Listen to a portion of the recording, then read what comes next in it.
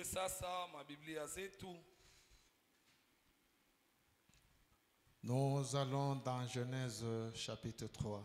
Tunaenda mu Mwanzo sura yake ya 3. Nous allons commencer par le verset 6. Tutaanzia kwa mstari wa 6.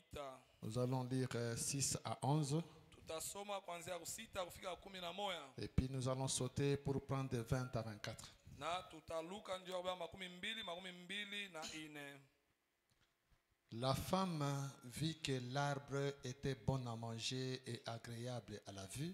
Na wakati mke aliona ya kwamba muti ilikuwa mzuri kwa kula na kuonekana unapendezwa. Et qu'il était précieux pour ouvrir l'intelligence. Na ilikuwa ya damani ndio kufungula akili. Elle prit de son fruit et en mangea. Akatwaa ya tunda yake akaikula. Elle en donna aussi à son mari qui était auprès d'elle et il en mangea. Akamupa tena mume wake vile vile akwa pamoja naye akaikula. Les yeux de l'un et de l'autre s'ouvrirent. Nao wote wawili macho yabo ikafunguka. Il connut qu'ils étaient nus. Wakajua ya kwamba walikuwa utupu. Et en cousu des feuilles de figuier, ils s'en firent des ceintures. Wakashona mayani ya muti wakajifanyia kifungo mkiuno. Alors ils entendirent la voix de l'Éternel Dieu qui parcourait le jardin vers le soir. Kisha wakasikia sauti ya Bwana Mungu akitembea shambani magharibi. Et l'homme et la femme se cachèrent loin de la face de l'Éternel Dieu, Na mume na mke wakajificha mbali ya uso ya Mungu, au milieu des arbres du jardin. katikati ya miti ya shamba. Mais l'Éternel Dieu appela l'homme et lui dit, où es-tu? Lakini Bwana Mungu akaita mume akamuuliza uko wapi? Il répondit, j'ai entendu ta voix dans le jardin et j'ai eu peur parce que je suis nu et je me suis caché. Naye akasema, nimesikia sauti yako shambani, nikaogopa kwa sababu niko utupu nikajificha. Et l'Éternel Dieu dit, Na wa milele Mungu akasema, qui t'a appris que tu es nu? nani akujulisha ya kwamba uko utupu? Est-ce que tu as mangé de l'arbre dont je t'avais défendu de manger? Eti ulikula kumuti ambayo nilikatalia kula? Verset 20. Mstari 12. Adam donna à sa femme le nom d'Ève, car elle a été la mère de tous les vivants. Adamu akampatia mke wake jina la Ewa kwa maana alikuwa mama walio watu wote wazima. L'Éternel Dieu fit à sa femme des habits de peau. Bwana Mungu akafanyia Adamu na Ewa mavazi ya ngozi. Et il les en revêtit. Na akawavalisha. L'Éternel Dieu dit, Bwana Mungu akasema, voici l'homme est devenu comme l'un de nous, tazama mutu amekuwa kama mmoja wetu, pour la connaissance du bien et du mal. kwa kujua uzuri na ubaya. Empêchons-le maintenant d'avancer sa main, Sasa tumuzuru kuongeza mkono wake, de prendre de l'arbre de vie, d'en manger, kubeba vile vile kwa muti wa uzima na kula, et de vivre éternellement. na kuishi milele. Et l'Éternel Dieu dit, et l'Éternel Dieu le chassa du jardin d'Éden Kwa hivi Bwana Mungu akawafukuza shambani ya Edeni, pour cultiver la terre d'où il avait été pris. ili alime udongo pale alipotoshewa. C'est ainsi qu'il chassa Adam et mit à l'orient du jardin d'Éden Na hivi akafukuza Adamu akaweka kumangaribi kwa shamba ya Edeni les chérubins qui agitaient une épée flamboyante washerubi wakawa wanatikisa mupanga iko na waka, pour garder le chemin de l'arbre de vie. njuu ya kuchunga njia ya muti wa uzima. Que Dieu bénisse sa parole. Mungu abariki neno lake. Merveilleux Père, nous t'appelons sur la scène. Baba mpendwa, tunakuita mkiwanza, Viens nous oindre toute la congrégation.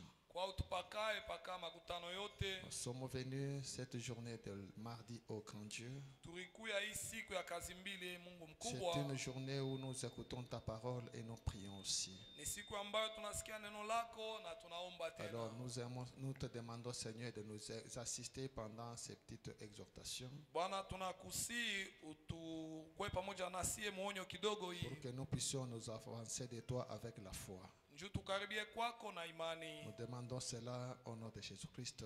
Amen. Tunalomba hii mjina la Yesu Kristo. Amina. Que le Seigneur bénisse chacun de vous. Bwana Mungu abariki kila mmoja wenu. Il y a un temps, nous étions en train de parler sur la restauration de l'homme. Kuna kwa wakati fulani tuanza kusemea njoo ya kurudishwa kwa mtu. Ça nous a pris un peu de temps là, on avait commencé, nous étions en train de monter maintenant dans les choses profondes.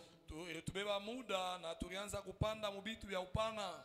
Et comme on nous avait invités aussi dans une autre église pour aller prêcher, Na vile bari tualika mkanisa ingine njoo ya kwenda kuhubiri. nous sommes allés là-bas, on a pris je pense 2 ou 3 semaines là-bas en train de prêcher. Tulienda kule na wazee atubeba majuma 2 wala 3 mkuhubiri. Et au retour, il y avait encore d'autres hommes de Dieu qui donnaient la parole de Dieu ici. Na mkurudia kulikuwa watumishi wa Mungu bengine bakaanza kuhubiri hapa. Et comme notre sujet c'était vraiment un grand enseignement capital, Na vile kisina yetu ilikuwa mafundisho kubwa ya muhimu. c'est ainsi que nous pensons encore y revenir pour continuer à voir comment on peut donner l'essentiel de cet enseignement. Njoo pale tulipenda kuhudhuria na kuona namna gani ya kuendelea kuleta kabaila ya mafundisho. Mais comme aujourd'hui c'est mardi, notre journée de prière, Lakini vile leo ni mkazi mbili siku yetu ya maombi. bon, on verra un peu, on peut toucher à gauche à droite Tutaona tunaweza kugusa kushoto na kuume. pour que nous ayons un peu l'idée générale de ce que nous avions déjà parlé. Njoo tupate wazo kuile tushakusemea. Pour que même à partir de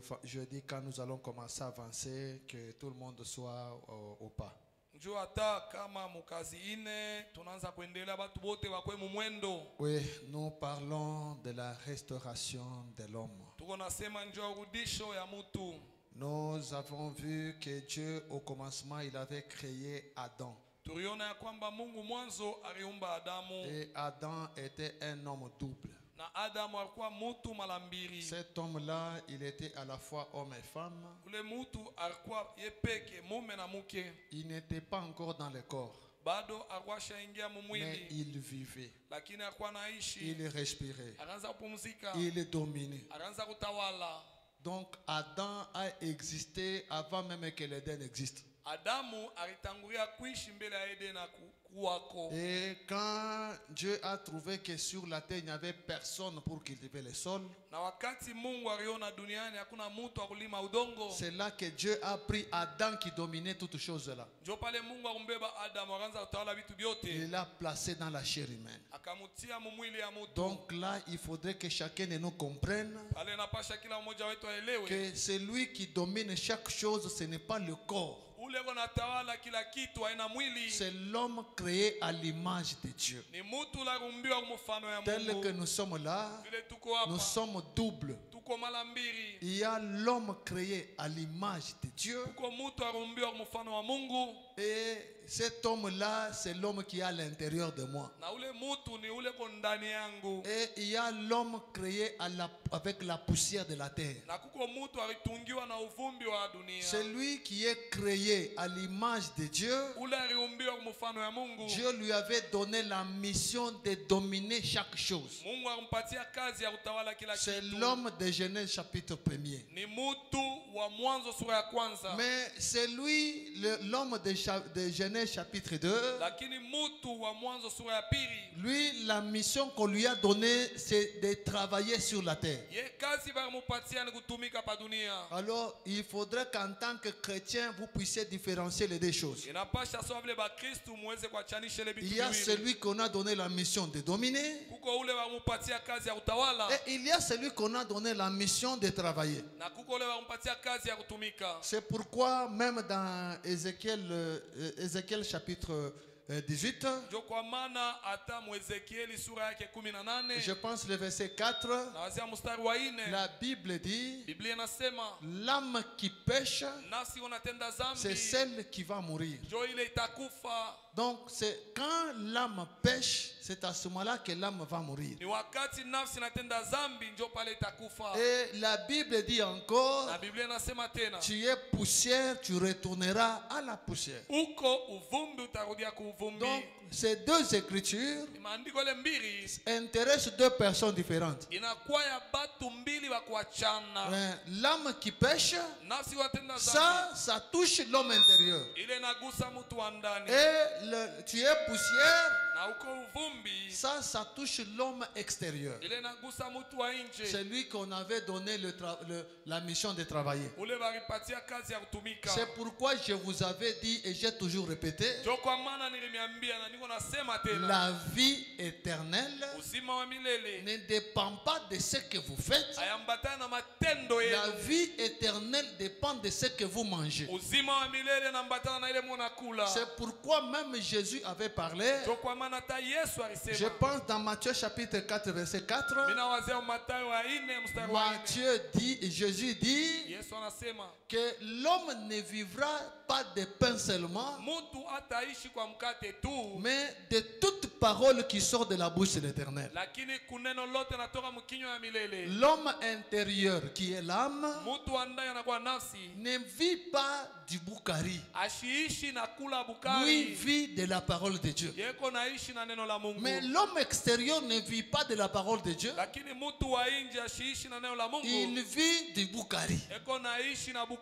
Maintenant, si toi tu ne manges pas la parole de Dieu, Sasa kama wao kule neno la Mungu, sache que l'homme intérieur est toujours affamé. yua kusema mtu wa ndani eko paka na L'homme njala. là qui devait dominer, il est toujours affamé. Ule mtu akapasha kutawala eko paka na njala. Là, ce sont des points qu'on a eu à parler en détail. Ile ni manokta tulisemezea na kuingia mu. Mais on n'est pas beaucoup plus là-bas, nous avançons. Lakini atushimamie sana pale Ici, tunaendelea. nous venons de lire dans Genèse chapitre 3. Hapa tunatokea kusoma mu Mwanzo sura ya 3. On nous montre maintenant ce qui s'est passé en Éden. Banatuambia maneno yanazopitikana mu Edena. On nous montre que chaque soir, Banatuambia kila magharibi Dieu descendait en Éden. Mungu anaanza kushuka mu Edena. Quand il descendait en Éden, Wakati anaanza kushuka mu Edena, il y avait la communion en Éden. mu Edena kulikuwa ushiriki. Même frère Branham, à plusieurs endroits, il parle. Hata ndugu Branham mafasi mingi Que anasema observez même la nature. mchunguza hata yumbile. Qu'il y a quelque chose de spécial le temps du soir. Kuko kitu kya upekee wakati ya magharibi. Le temps du soir, chaque être a tendance à penser à son créateur. Wakati ya magharibi kila kiumbe inapenda kuwaza njoo ya muumbaji Bon, wao. on peut même lire une écriture dans ce sens d'abord avant d'avancer. Tunaweza kusoma andiko moya mwile ngambo mbele ya kuendelea. Allons dans la prédication. Twende ndani ya mahubiri. Pourquoi le Saint-Esprit a-t-il été donné? Juu ya nini Roho Mtakatifu ililetewa? Paragraphe 29. Nokta yake 29. Écoutez ce que Frère Branham dit. Musikie ile ndugu ama anasema. On peut prendre même au milieu ici Tunaweza beba hata mkatikati humu. pour gagner le temps. Juu ya kubeba wakati. Frère Branham dit, Ndugu ama anasema. avez-vous remarqué, Muritazama. Dieu descendait dans la fraîcheur du soir. Mungu alianza kushuka mubariti ya magharibi. Mes frères, mes sœurs, Bandugu yangu badada le yangu. temps du soir, c'est un temps spécial. Wakati ya magharibi ni wakati ya Vous upekee. devez connaître que le temps du soir, c'est un temps spécial. Unapasha C'est kujua différent de tous les autres temps. ya kwamba wakati ya magharibi inachana na mawakati ingine. Regardez même Élie, les Tishbites, Mwangalia hata Elia wa kutishbit. quand il a amené tout le monde au Carmel, Wakati apeleka bote ku il Karmeli. a dit, il faut qu'aujourd'hui qu'on sache qui est Dieu. Alisema inapasha leo bajue Mungu ni nani. Si c'est Baal qui est Dieu, Kama ni Baal anakuwa Mungu. alors suivez Baal. Utafata Baal. Si c'est l'Éternel qui est Dieu, Kama ni wa milele kwa Mungu. suivez l'Éternel. Ufate wa milele. Et il a dit aux prophètes de Baal, Na aliambia kwa manabii wa Baal. comme vous êtes nombreux, Vile mko mengi. commencez la prière. Mwanzie hapo maombi. Il savait ce qu'il faisait. Alikuwa anajua kila anaanza Il kufanya. les a parlé quand? Le matin. Akamwambia wakati gani asubuhi. Mais il savait que Dieu c'était un Dieu du soir. Alijua kwamba Mungu ni Mungu wa magharibi. Dieu exauce facilement la prière du soir. Mungu unakubali kwa upesi Est-ce maombi que ya vous me magharibi. suivez? Eti mnifuata? Dieu exauce très bien la prière du soir. Mungu eko nakubali sana maombi ya Et magharibi. Élie savait ça. Na Elia kwa C'est shakujua. pourquoi Élie les a dit, Ndio maana Elia akamwambia, vous êtes nombreux, Mungu wa mingi. commencez d'abord la prière. Mwanzie hapo mbele maombi. Ils ont prié. Bariomba. Lisez la Bible. Some Biblia. Vous verrez qu'ils ont prié du matin jusqu'à 12 heures. Mutaona ya kwamba bariomba kuanzia asubuhi kufika umamiti. Et Élie n'a pas demandé de prier. Na Elia Il n'a pas demandé que lui puisse prier. ashikulombe yeye aombe. Élie les a encore encouragés. Elia abakazisha. Sinon, non, forcez un peu, peut-être votre Dieu est en déplacement. Mukankamane saa zingine Mungu wenu ashakusafiri. Tout ça, c'était les distractions en attendant le temps du soir. Yote ile ilikuwa ni kubalengamisha mkuchunga wakati ya Et magharibi. ils ont continué la prière. Barendela Non, maombi. priez très fort. Muombe nguvu. Ils ont prié. Bariomba wanaomba. Quand Élie a constaté que c'est le temps du soir, Wakati Elia aliona kwamba ni wakati ya magharibi. Élie a dit, bon, vous avez longuement prié. Elia alisema muriomba sana. Il n'y a rien. Hakuna kitu. Si tel est le Kama cas, iko vile, arrêtez d'abord. mshimamishe mbele. Que je puisse aussi prier. Na mimi nipate kuomba. Et comme Élie savait, Na vile Elia kwasha kujua. Église, Kanisa. nous parlons de la restauration de l'homme. Tuko nasema njoo urudisho ya mtu. Vous verrez que celui qui restaure l'homme, c'est l'homme. Mutaona ya kwamba ule unarudisha mtu ni mtu. C'est Amen. Élie qui a la mission de restaurer l'homme. Ni Elia anakuwa na kazi ya kurudisha mtu. Amen. On est ensemble. Tuko pamoja. Nous allons entrer dans ces histoires. Tuingia mwile bitu. Nous allons entrer dans ces histoires. Tutaingia mwile bitu. C'est Élie qui doit restaurer l'homme. Ni Elia anapasha kurudisha mtu. Regardez Mwangalie. dans Matthieu chapitre 17. Mathayo 17. Dans Matthieu chapitre 17,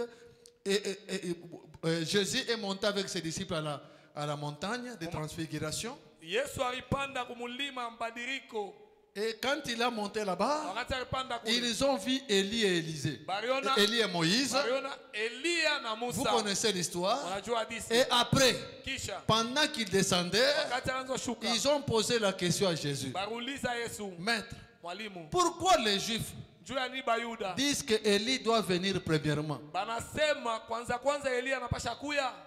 Jésus dit, Yesu anasema il est vrai ni kweli qu'Élie doit venir Elia anapasha kuya et restaurer chaque chose. na kurudisha kila kitu. Amen. Élie de Malachie 4, Elia wa Malaki 4 il a la mission de restaurer même le mariage. eko na kazi ya kurudisha tandoa. Amina.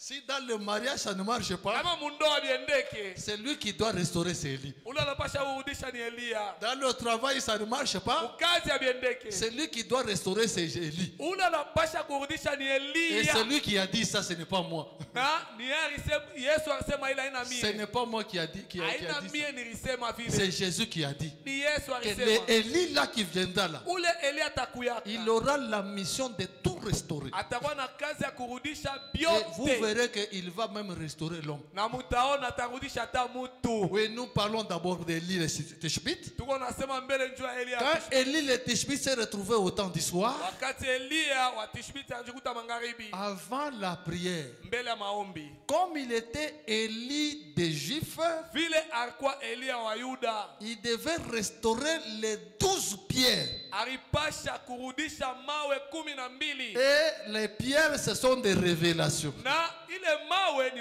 Ce sont maufunuo. des messages. Ni maujumbe. Oui, il était Élie des Juifs. Ye alikuwa Elia wa Bayuda. Les Juifs ont 12 tribus. Bayuda beko na makabila 12. Mais nous avons 6 âges de l'église, 7 âges de l'église. Lakini sie tuko na bizazi 7 ya kanisa. Alors, qu'est-ce que Élie a fait? Sasa Elia alifanya nini? Il a placé les 12 pierres ensemble Alitia mawe 12 pamoja avant la descente du feu. mbele ya kushuka kwa moto. C'est la parole de Dieu. Ni neno la Mungu. Je vous ai toujours dit, Kila mara mimi nimeambia l'Ancien Testament, Agano la Kale c'est l'ombre. ni kimvuri. L'ombre d'aujourd'hui. Kimvuri kia leo. Élie a placé les 12 pierres. Elia alitia mawe 12. Et puis il a dit, Kisha akasema, Seigneur, Bwana, que l'on sache, bajue que je suis ton serviteur. ya kwamba ni mtumishi Et wako. le feu est descendu. Na moto ilishuka. Le feu Moto descend inashuka. après qu'on puisse restaurer chaque âge de l'église. Kisha kulurisha bizazi byote vya kanisa. C'est quand on restaure le tout que le feu descend Ni maintenant. wakati wanarudisha byote pale moto unashuka. Pourquoi le sang descend? Juu ya nini? Pourquoi le feu doit descendre? Juu ya nini moto unapasha kushuka? Pour confirmer le ministère. Ni juu ya kuhakikisha huduma. Que c'est celui-ci qui a Dieu. Jo huyu eko na Mungu. Et Carmel, Na Karmeli. c'était la montagne. Ilikuwa ni mulima. C'est là que le feu descend. Jo pale moto ilishukia. Et aujourd'hui, c'est la même chose. Na leo mpaka vile. Bon, nous disions qu'il y a quelque chose de spécial au temps du soir. Anza kusema kwa kitu kia upekee wakati ya magharibi. Avez-vous remarqué? Unatazama Dieu descendait dans la fraîcheur du soir Mungu anaanza kushuka mubaridi ya magharibi. au coucher du soleil. Mukulala kwa jua. Branham dit, Branham anasema il y a quelque chose de spécial kuko kitu ya upekee. quand il commence à faire nuit. Wakati kunaanza kwa usiku, Les gens pensent à l'église et à Dieu. batu beko na waza kukanisa na kwa Mungu. Branham ajoute les chrétiens. Branham anaongeza Bakristo. Chaque chrétien au temps du soir, église yetu, beko na isabi ko Dieu. Kila Mukristo wakati ya magharibi, chez nous à l'église c'est comment à 7 heures. Si tu es chrétien, Kama uko Mukristo, au temps du soir, wakati ya magharibi, tu penses à Dieu, tu penses à l'église. unawaza kwa Mungu, unawaza ukanisa. Au temps du soir, on ne pense pas à l'argent. Wakati ya magharibi abawazi yake kumakuta. On pense à l'église, on pense à Dieu. Banawazaka kukanisa, Les banawaza kwa gens Mungu. pensent à l'église et à Dieu. Batu beko na wazia ukanisa na kwa Mungu. Les chrétiens. Bakristo. Vous voyez, Unaona? le soleil se coucher. Unaona jua inalala. Vous prenez conscience de ce que votre soleil se couche. Unapata zamiri ya kwamba jua yako inalala. Branham continue. Branham anaendelea. Et dans la fraîcheur du soir, Na mubaridi ya magharibi. et dans la fraîcheur du Na soir, mubaridi ya magharibi. Dieu descendait pour avoir la communion avec eux.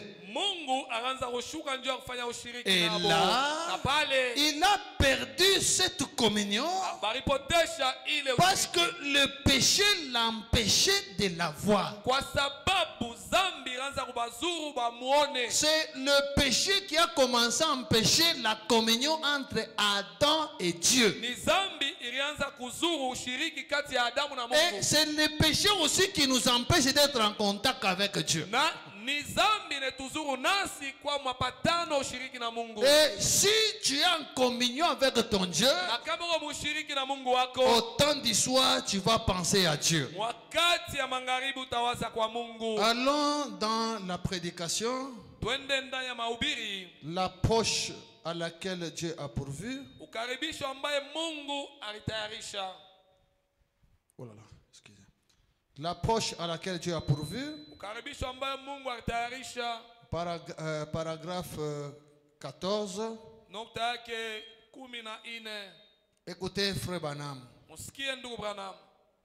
Il dit, Anasema Dieu aime communier avec sa créature. Mungu anapenda kushiriki na yumbile yake. C'est la raison pour laquelle Dieu avait créé Adam et Ève. Ndio kwa maana Mungu aliumba Adamu na Ewa. C'était pour communier avec lui. Ilikuwa ni ndio kushiriki Et naye. frère Branham dit, Na ndugu Branham la anasema communion, ushiriki c'est Dieu qui te ni parle. Mungu anasema na wewe. Toi aussi, tu lui parles. Na wewe unasema naye. Et nous sommes au temps du soir Tuko wakati ya pour magharibi. la communion. Jua ushiriki. C'est pourquoi avant de prier, Toka maana mbele ya kuomba. nous avons toujours aimé que Dieu nous parle d'abord. Tunapendaka kwanza Mungu atuseme nasi. Dieu te parle, Mungu anakuonesha. toi aussi tu le parles. Na unasema Ce naye. n'est pas Dieu qui te parle. Haina Mungu anasema Quand nawe. c'est le temps que tu puisses lui parler, Wakati kama nene nawe kusema toi tu naye. parles la chaise, tu fais semblant de dormir. de Wewe prier. unabeba kichi, unafasa huko naomba. Donc tu ne comprends pas.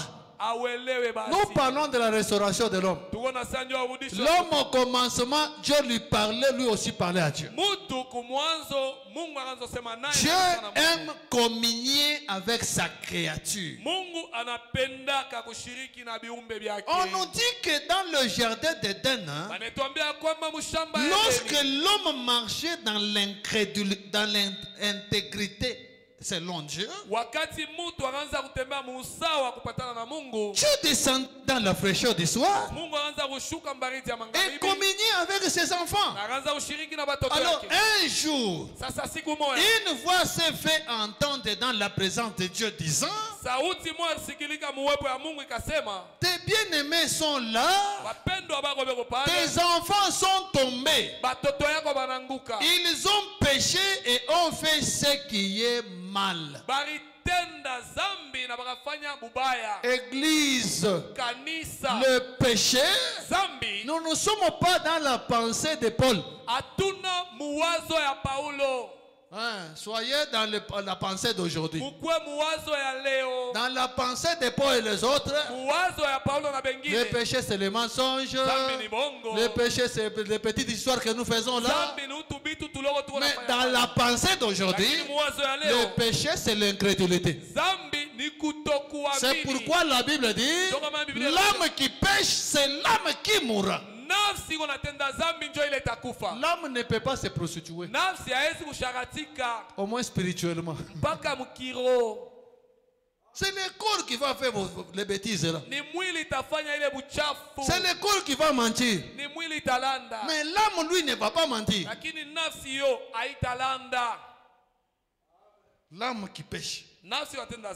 Et l'âme, frère Banam dit que le corps a 5 sens, mais l'âme n'a qu'un seul sens. Soit il croit, soit il ne croit pas. Si l'âme croit, elle devient la parole, elle devient éternelle. Si l'âme ne croit pas, elle a péché et elle va mourir. Il faut différencier les choses. Je vous montrerai même la restauration. L'âme a sa manière d'être restaurée, le corps a sa manière d'être restauré.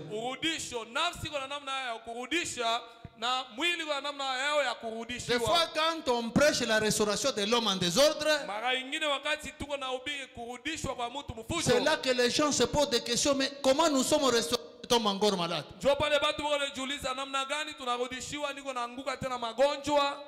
La restauration dont nous parlons, c'est d'abord de l'homme intérieur, pas de cet homme ici.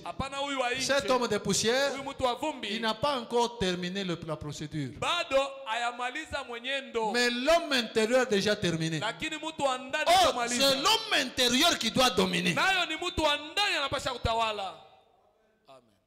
Rentrons d'abord là où nous sommes. Lorsque l'homme marchait dans l'intégrité selon Dieu, Dieu descendait dans la fraîcheur du soir et communiait avec ses enfants. Alors, un jour, une voix s'est fait entendre dans la présence de Dieu disant: tes bien-aimés qui sont là, tes enfants sont tombés, ils ont péché et ont fait ce qui est mal. Vous savez, Dieu n'a pas choisi un ange pour descendre et s'enquérir la situation. Vérifiez si cela était vrai ou pas. Ou un certain chérubin des cieux. Mais Dieu est descendu lui-même criant: Adam, où es-tu? Dieu lui-même est venu chercher son enfant perdu. Même ce soir, le même Dieu est descendu ici en train de poser la question: mes soeurs, où est-ce que vous êtes? Oh non, non, je suis en train de vendre d'abord la braise. Que j'ai donné l'argent à mes enfants. C'est ce qui s'est passé en Éden. C'était le temps de communion. Mais Dieu lui-même descend. Il descend au tabernacle. Là où il se rencontre avec ses créatures. Personne n'est là.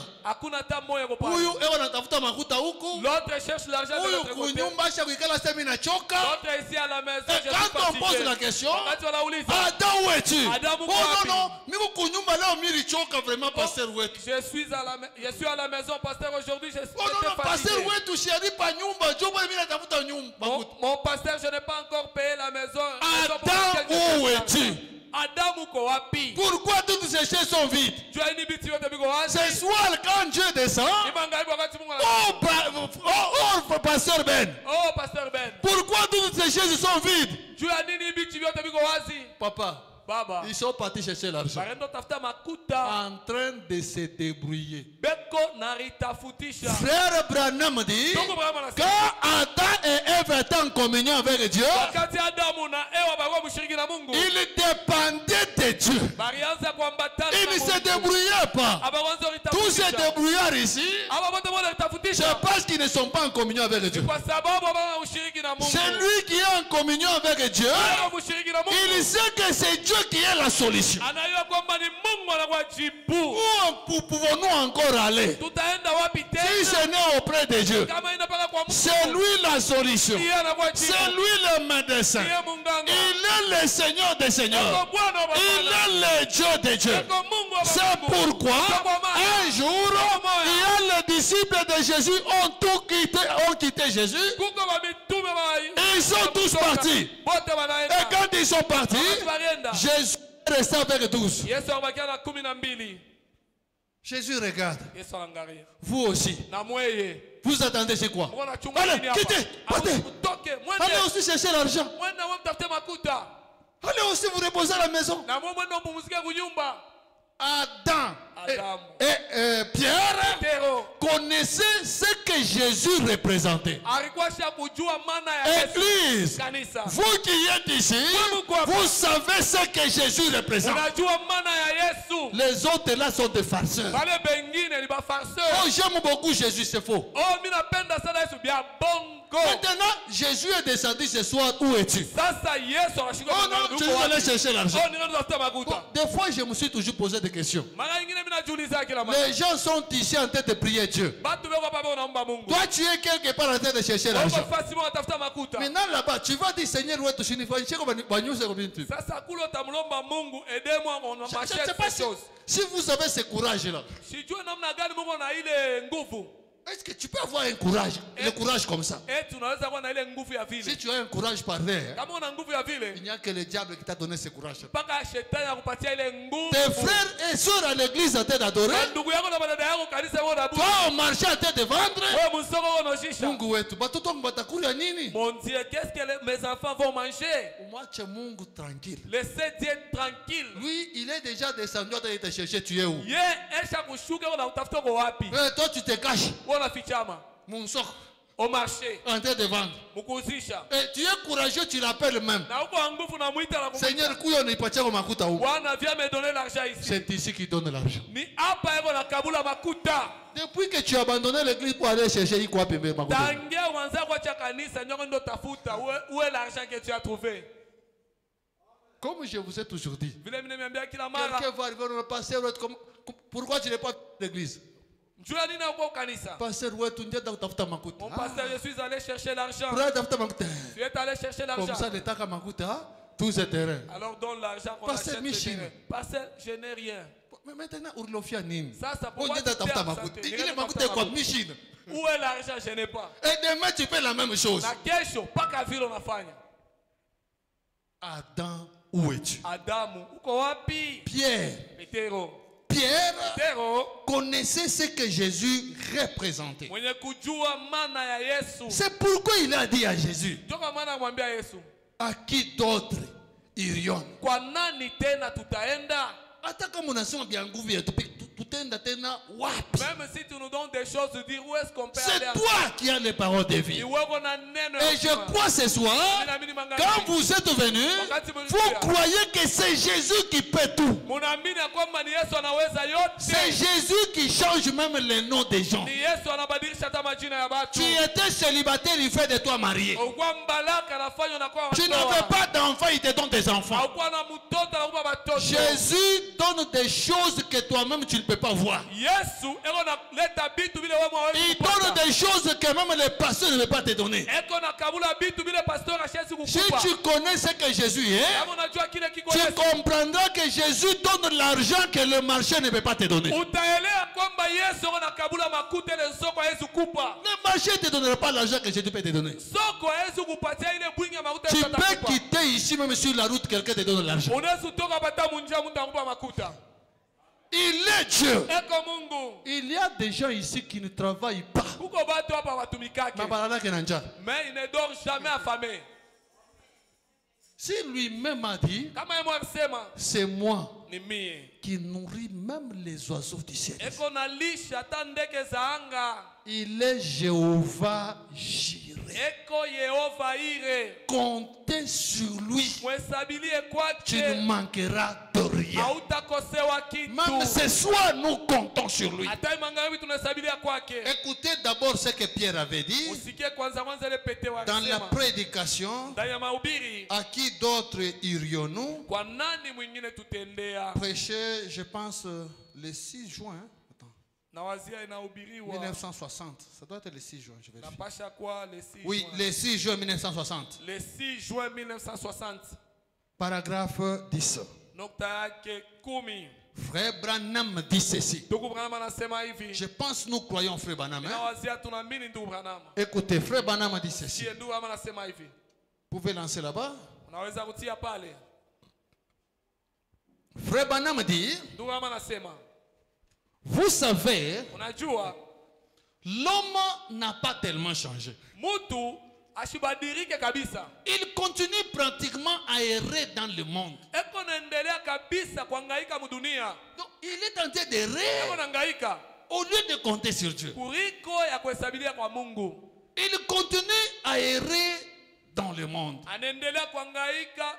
En quête du plaisir, agité, jamais satisfait, n'abandonnant jamais, n'aboutissant jamais à de bonnes conclusions, ne trouvant jamais du repos. Il y a des gens ici, ils peuvent même demander à Dieu, Mungu wetu 24 heures yene. Kama tu rongeze le 27 heures, ni pasa kuonesha makuta. Si tu pouvais ajouter que ça soit 27 heures, je pouvais totaliser l'argent. Makuta yene yanake. Makuta ayenake. Jamais au grand jamais. Kamwe. Même Kabila qui est milliardaire, il cherche à rentrer au pouvoir. Kabila est milliardaire, tu as gourdi au pouvoir. Maintenant, il y a Tom qui faut follow. Maintenant, toi, comme carton, il faut follow. Tu abandonnes la parole de Dieu à cause des paix que tu as. En train d'errer. Branham dit, il se retrouve pratiquement dans le même état qu'il était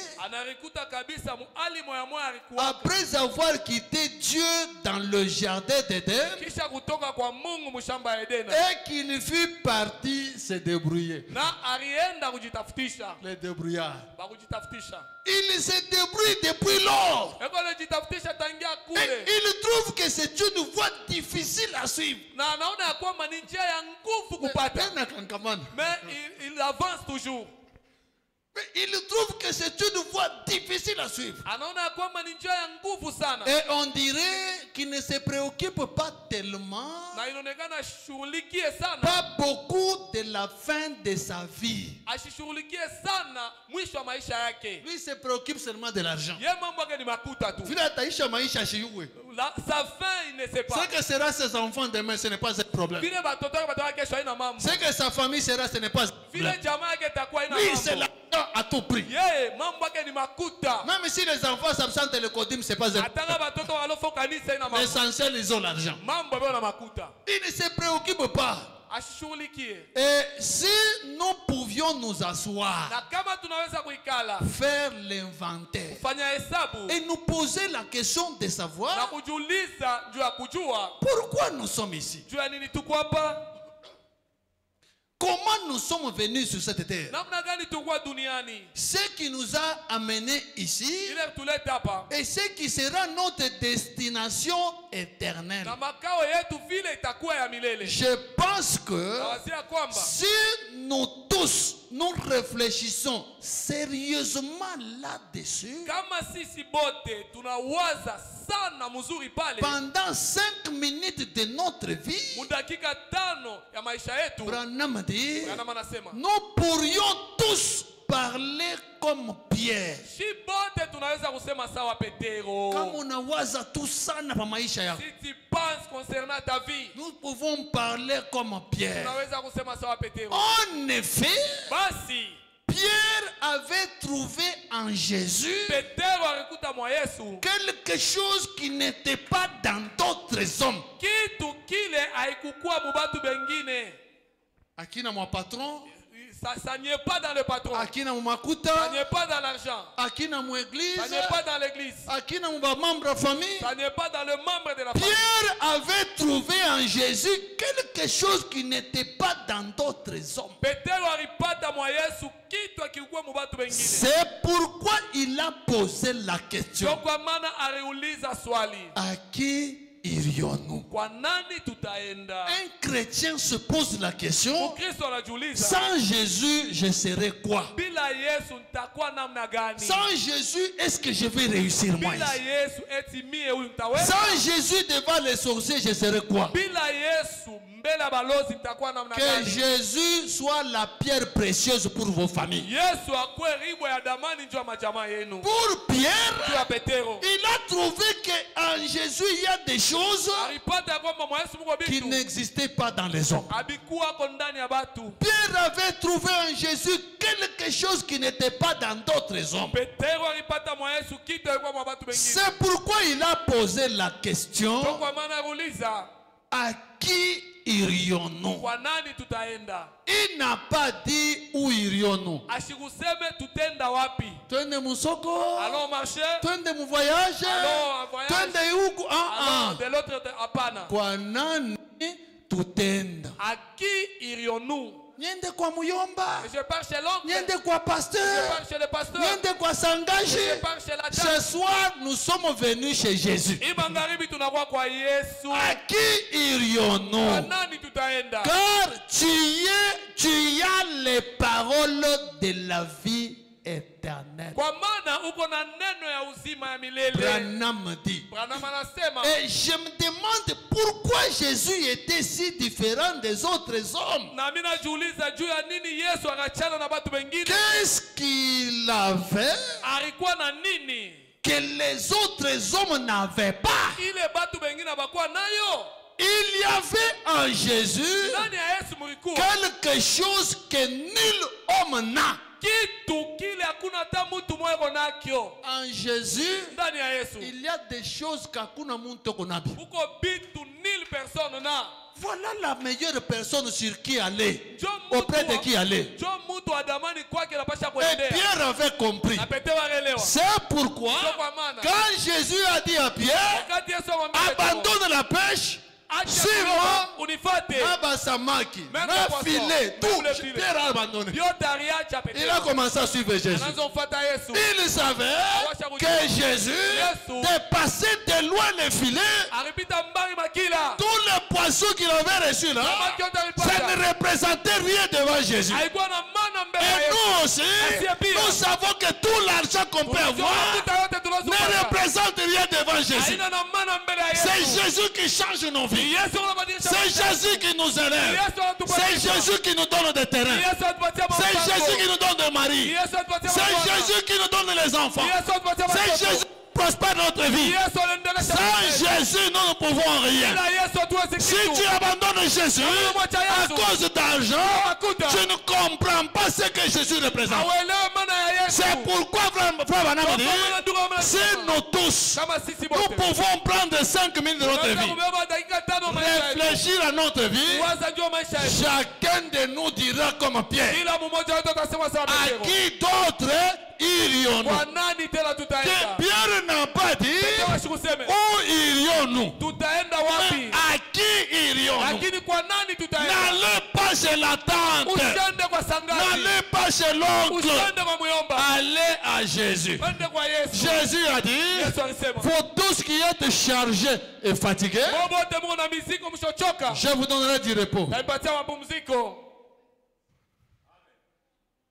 Maman, pardon, avancez un peu ici. Il est manquant, maman, na courant. Adé, je vous avais dit que ça peut toucher comme les gens qui vont toucher sera compliqué. En Jésus, il y a tout.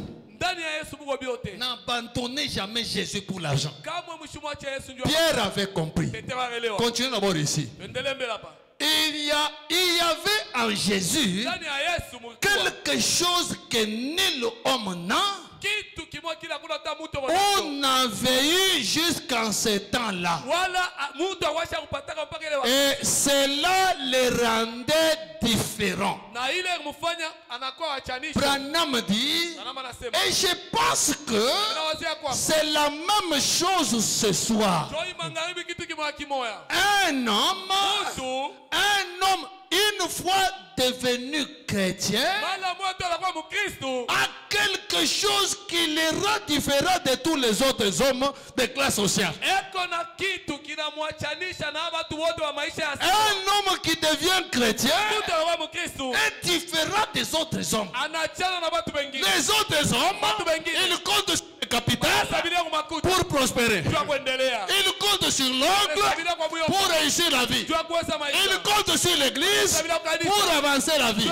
Mais un véritable chrétien ne compte que sur Jésus. Même s'il n'a pas étudié, il dira, avec Jésus nous ferons des espoirs. La Bible ne dit pas, avec l'argent tu feras des espoirs, ou avec le diplôme tu feras des espoirs.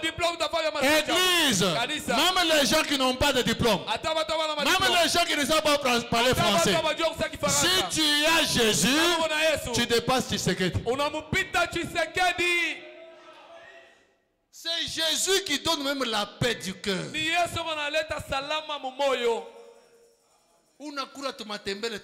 manges le matembele avec paix. Mais tu vas trouver quelqu'un et la table est pleine de nourriture. Il a trop de problèmes qui le dépassent. Et celui qui n'a rien, il pense que celui qui a l'argent là, il a la paix. La paix s'appelle Jésus-Christ. Il est Jéhovah Shalom. S'il est dans ta maison, il y a la paix dans ta maison. Si dans ta maison il n'y a que l'argent, au lieu d'avoir la paix, tu n'auras pas de paix. Sœur, tu verras ton mari avec l'argent qui est dans la maison là. Il commence à aimer même tous tes amis. Si les filles viennent les visiter, tes amis, tes petites parce soeurs, qu'il a l'argent. L'argent a une autre onction. une très mauvaise onction si on n'a pas Jésus. Si tu n'as pas Jésus, tu as l'argent. Sache que tu n'as pas la paix, tu n'as pas la joie. Il y a des parents qui aiment marier leurs enfants aux hommes qui ont l'argent. Mes soeurs, papa ko maman confie koesha kwa muntu makuta. Ton père ou ta mère veut te marier à une personne qui a l'argent. Sache que c'est pour son intérêt. Toi tu seras là en train de souffrir, mais lui il est dans la joie. Baba mungu nitumie kwa makuta. Bwana mtumia makuta. Unitumie kwa makuta mko yangu. On envoie l'argent. Mais toi qui es dans le mariage là, tu manques la paix. Tu vas au lit, tu ne dors même pas. Mais tout le monde a de t'envier. Oui, sœur, cette sœur,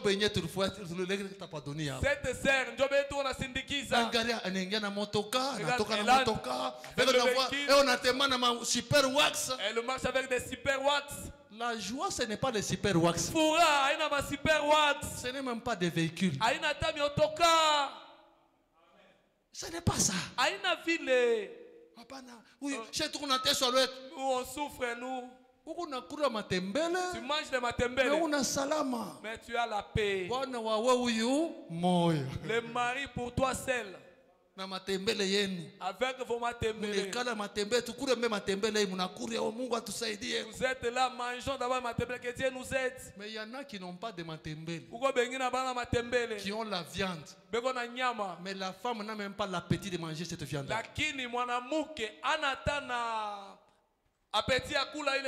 Toi tu peux arriver chez lui, on a mangara ma super manini. On pas qu'il y a une télécommande.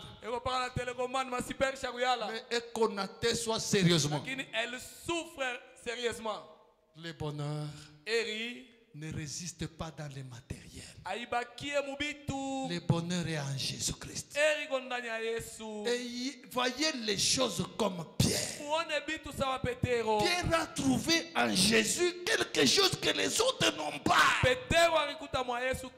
Il a dit, à qui d'autre irions-nous? Pierre était un grand homme d'affaires. Pierre a abandonné les affaires à cause de Jésus. Mais vous abandonnez Jésus à cause des affaires. Et puis, non, je suis chrétien.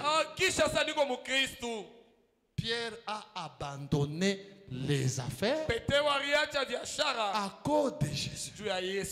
C'est pourquoi un jour, Pierre a posé la question à Jésus.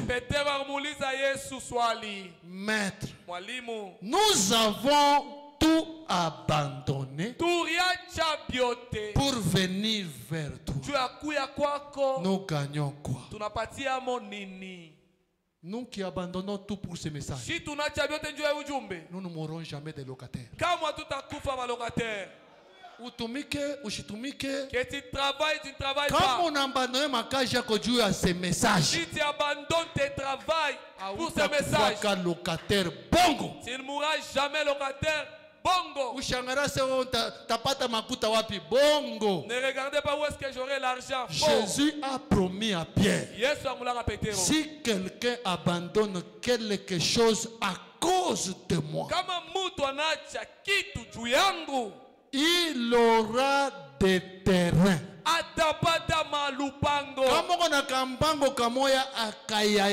Si tu as seulement une seule parcelle, ça il a dit pas. Ils auront des terrains. Ils auront des maisons. Jésus-Christ est en train de nous enrichir. C'est pourquoi les gens qui croient réellement ce message, ils prospèrent toujours. Vous verrez les païens qui disent aux croyants du message, vous avez des fétiches. Vous-même qui êtes là, vous ne comprenez pas ce que vous êtes. Mais les païens, quand ils vous regardent, vous avez des fétiches. Il va voir quelqu'un qui n'était rien. Peut-être que vous fond de ça, n'a pas été comme lui. Arrivé un certain temps, fika wakati moya anaanza vala ka cravate ka bien, anaanza kuweka mulembe mzuri, anaanza vala kango ka propre, anaanza kuvala nguo mzuri, tunamwona inapita ko normal, commence à passer normal, anaenda fanya examen quelque part, il est allé faire l'examen quelque ba part, mingi banashinda anaweza, beaucoup ont échoué, lui uko naweza je? comment est-ce que lui a réussi? Les autres comptent sur la tricherie, Bengine beko desabilia kubwizi, mais toi tu dis lakini unasema à qui d'autre hein?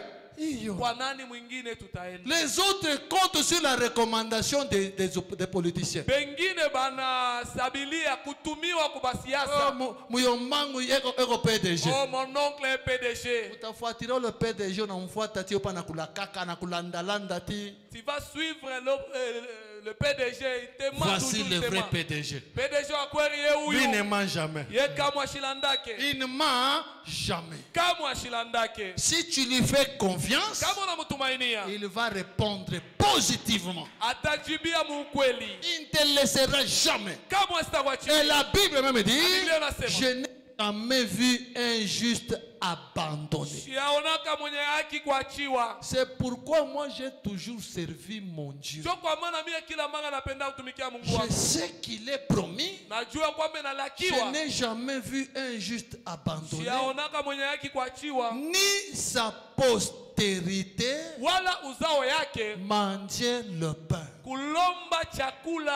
Oh mes enfants, Oh batoto yangu, vous êtes heureux. muko baheri, Vous ne mangerez jamais le pain. amutalombaka kamwe chakula. Moi, votre papa, Mie baba yenu je travaille pour que vous ne mangiez jamais le pain. niko natumika njuu kama mshikosewe mulusilombe mukate. Si papa travaille conformément à la parole, Kama baba eko natumika kulingana na neno, il est en train d'investir pour ses enfants. eko naweka akiba njuu ya batoto yake. Ses enfants ne seront jamais des mendiants. Kamwe batoto yake abatakuwa bakalomba. Afunde, Kiletiti, ashifunde, ne tidi pas, akwe na recommandation, qu'il soit recommandé, ashikwe na qu'il ne recommandation, soit pas recommandé. il peut manquer le loyer. Anaweza kukosa makuta ya Mais kulipa. bien courir, Mais la nourriture, jamais.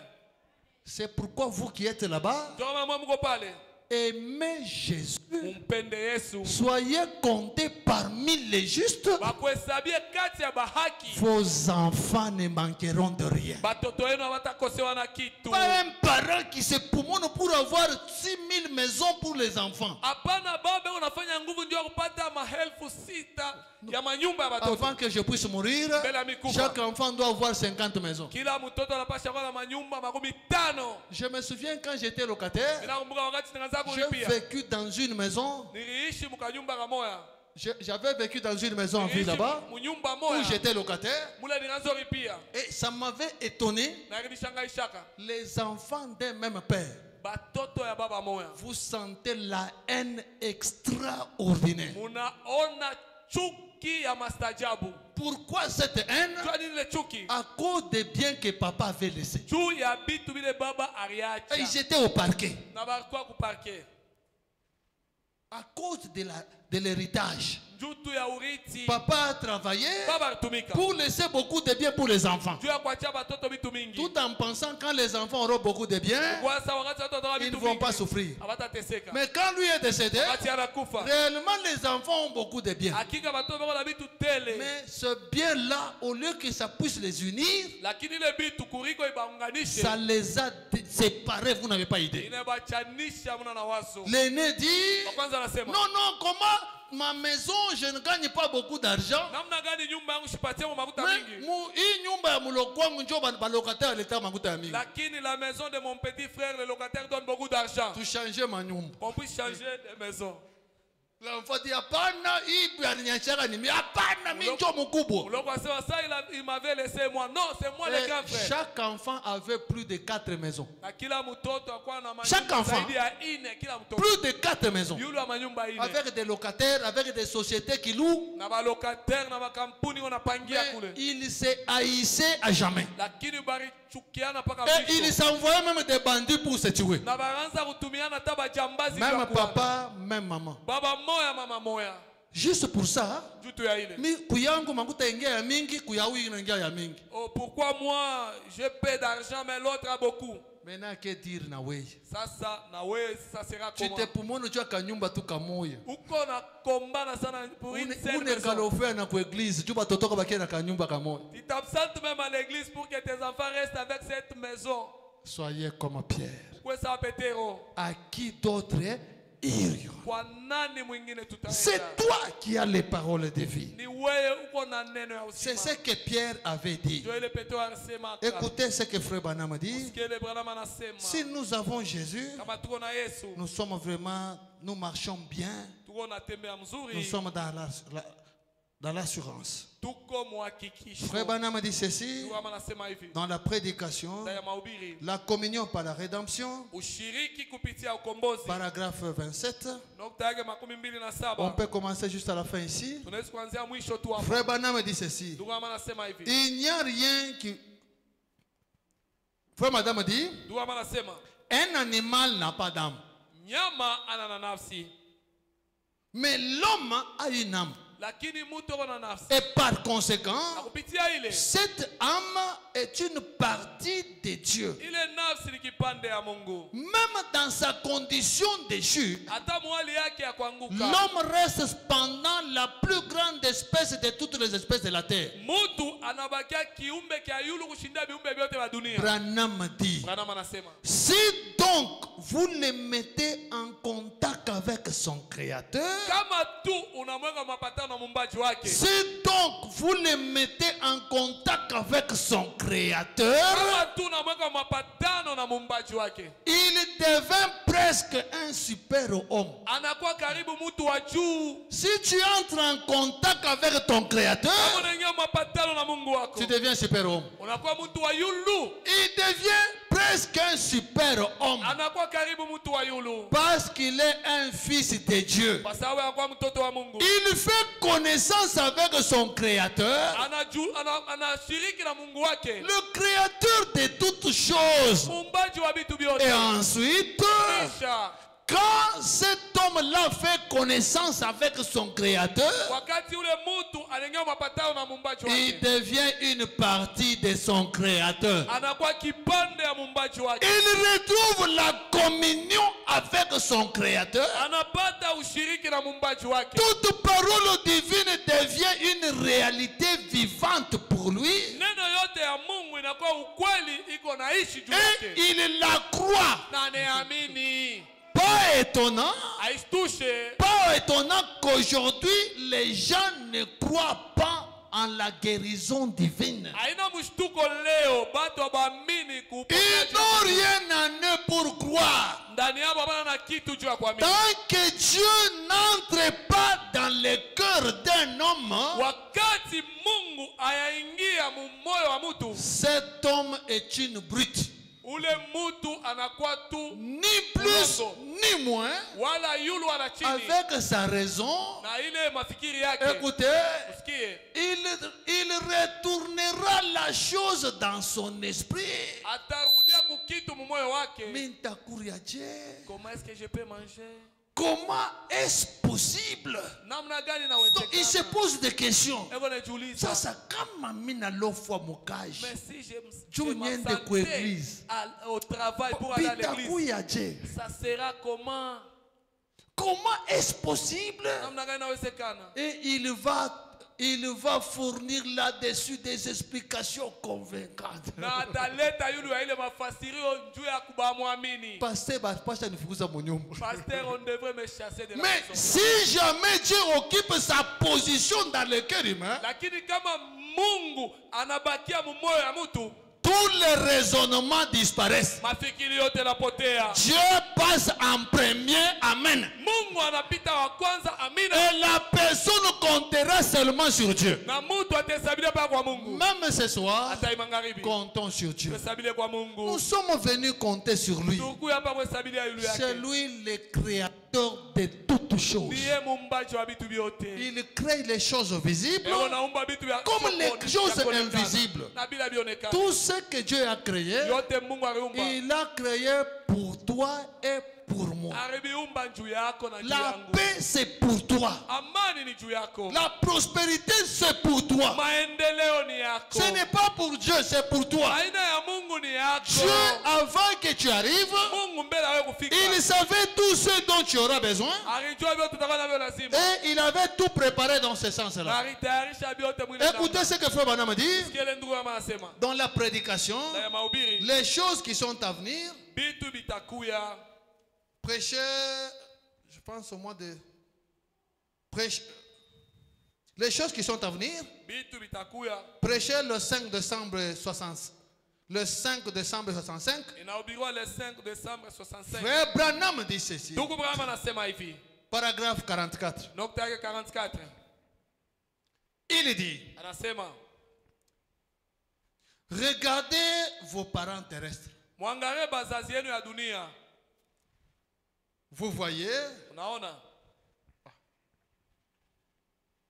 je ne sais pas, tu es dans quelle traduction? Regardez vos parents terrestres. Avant que vous arriviez ici, avant de savoir que vous arriviez, ils ont préparé votre venue. Rentrez d'abord qu'on voit si c'est ça. Je suis dans la traduction de la voix de Dieu.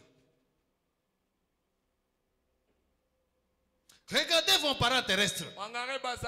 Avant que vous arriviez ici, avant de savoir que vous arriviez, ils ont préparé votre venue. Maintenant, pensez un peu à ça. Vos parents terrestres. Et un parent terrestre n'est qu'un type d'un parent céleste. Si nous savons donner des bonnes choses à nos enfants, à combien plus forte raison votre Père Céleste aura-t-il à donner des bonnes choses à ses enfants? Ce sont là les paroles de Jésus, vous voyez. Les parents ont préparé votre venue. Ils ont fait un petit berceau où ils sont allés chercher des petits chaussons et des petits vêtements et tout. Ils ont tout préparé pour votre arrivée. Tout préparé avant même que vous veniez sur la terre. Nous, les parents, nous préparons tout pour les enfants. Avant que l'enfant naisse, papa et maman savent que les enfants auront besoin de la poudre. Ils préparent déjà la poudre. Ils savent que les enfants auront besoin des biberons. Ils préparent les biberons. Oh, cet enfant aura besoin peut-être de la bonne santé. On prépare quelque chose. Et ça, ce sont les parents terrestres. Avant que l'enfant arrive, ils ont déjà tout apprêté. Tout ce qu'ils attendent, que l'enfant pleure. Quand l'enfant a faim, l'enfant ne pose pas la question papa tatosha biakura wapi. L'enfant commence à pleurer. C'est papa et maman qui commencent à se démener. Mutoto nyamasha kombeni. Ou mutoto ninini. Qu'est-ce qui ne va pas? L'enfant continue à pleurer. On donne la nourriture. L'enfant continue à pleurer. On lave l'enfant. Tant que l'enfant continue à pleurer, les parents continuent à donner des choses. Quand l'enfant arrête de pleurer, maintenant laissez-le qu'elle joue maintenant. Maintenant, toi qui ne pleures jamais devant ton père, c'est pourquoi tu es là affamé. Il n'y a pas la nourriture. Papa attend. Baba attend. Papa attend. Baba chunga. Que tu pleures. Et quand tu pleures, il cherche quoi? Oh non, c'est la bonne santé. Oh, j'ai besoin de la bonne santé. Donnez-lui la bonne santé qu'il s'était. Il cherche quoi? Papa, le travail. Gabriel. Il m'a beaucoup dérangé, Gabriel. Cherche d'abord pour lui le travail que je me repose un peu. Et se débrouille. Ce n'est pas à vous de vous débrouiller. Quand Adam et Ève ont chuté, ces temps-là, ils ont commencé à se débrouiller. Et Dieu ne les avait pas créés pour se débrouiller. Mais quand Jésus est venu mourir, il nous a retourné au commencement, là où on ne se débrouille pas, là où nous crions à papa, papa et ses anges se débrouillent. Et ce soir, nous sommes là pour crier à Dieu. Les anges et Dieu vont se débrouiller. Ne te pose pas de questions. Les choses vont arriver comment? Ça, c'est l'affaire de Dieu. Écoutez ce que Frère Branham dit. Frère Branham dit ceci. Dans la prédication, l'ange de Dieu, paragraphe 21, on va terminer par là. Frère Branham dit ceci. Adam était le premier à avoir la juridiction sur toutes choses sur la terre. Est-ce vrai? Sur tous les animaux.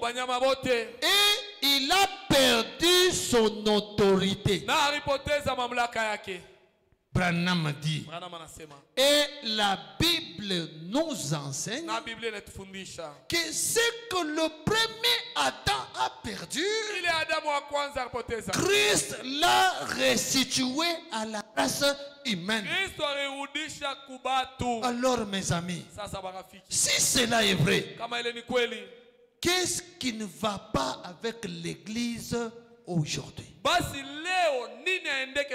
Branham dit, c'est ce que j'aimerais savoir. Si Christ a été le chaînon manquant entre Dieu et l'homme, et qu'il est venu reconnecter Dieu et l'homme, qu'est-ce qui ne va pas aujourd'hui? Branham dit, c'est l'incrédulité qui est à la base. Christ est venu payer le prix. Il t'a connecté à Dieu.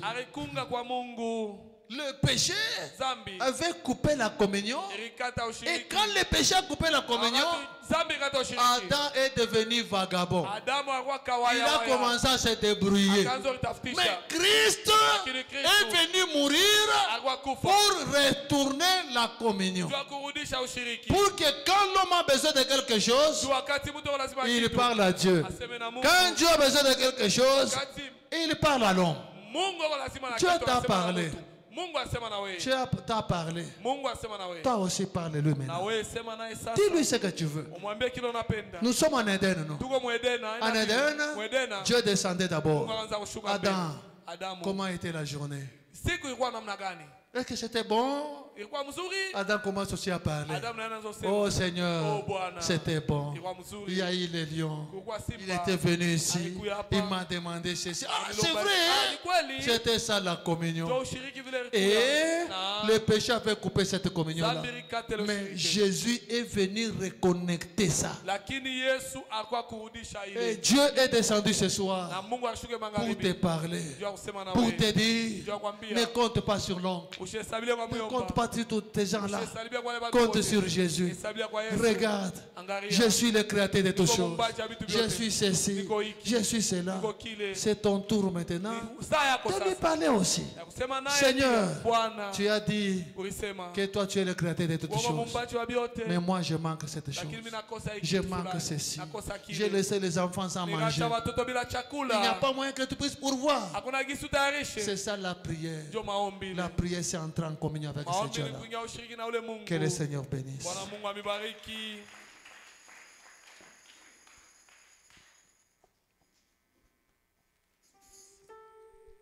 Hosanna numéro 73.